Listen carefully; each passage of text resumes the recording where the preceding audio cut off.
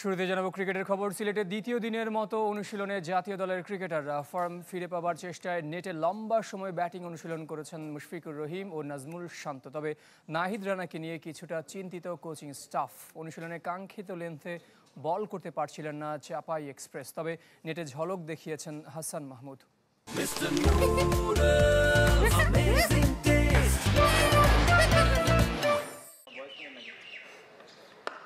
হঠাৎ কোচের ভূমিকায় মুশফিকুর রহিম, নেটে তাইজুলকে বল থ্রো করছেন মিস্টার ডিপেন্ডেবল। ব্যাটিংয়ে ধস নামলে লোয়ার অর্ডারে যেন হাল ধরতে পারেন এই টাইগার স্পিনার, সে চেষ্টাই করছেন মুশফিক। নিজেরও খুব একটা ভালো সময় যাচ্ছে না। চ্যাম্পিয়ন্স ট্রফিতে ব্যর্থতার পর ওয়ানডে থেকে অবসর নিয়েছেন। লাল বলেও সংগ্রাম করছেন মুশফিক। শেষ 10 ইনিংস ধরে কোনো হাফ সেঞ্চুরি নেই তার ব্যাটে। অধিনায়কও স্বস্তিতে নেই, সব ফরম্যাটে রান খরা। নেটে পুরনো ছন্দ ফিরে পাবার চেষ্টায় নাজমুল হোসেন শান্ত। তবে অনুশীলনেও ব্যাট বলের সংযোগ ঠিকঠাক হচ্ছে না টাইগার ক্যাপ্টেনের।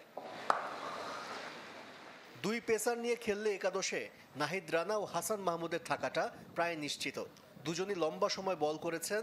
হাসান মাহমুদের বলগুলো যেন আরও ধারালো, সুইং আর গতির মিশেলে ব্যাটারদের বিভ্রান্ত করেছেন। তবে সঠিক লেন্থ খুঁজে পেতে বেগ পেতে হচ্ছে নাহিদ রানাকে। সিনিয়র সহকারী কোচ মোহাম্মদ সালাউদ্দিন ও pace bowling coach Andre Adams নাহিদকে কিছু পরামর্শ দেন। মেহেদী হাসান মিরাজ ও তাইজুল ইসলামও লাল বলের সাথে মানিয়ে নেবার চেষ্টায়। সূত্র বলছে জিম্বাবুয়ের জন্য স্পিন ফাঁদ পাতবে টিম ম্যানেজমেন্ট। বুধবার আফ্রিকার দলটি আসবে বাংলাদেশে। ঢাকার বিমানবন্দর থেকে চলে যাবে সিলেট, যেখানে 20 এপ্রিল শুরু প্রথম টেস্ট।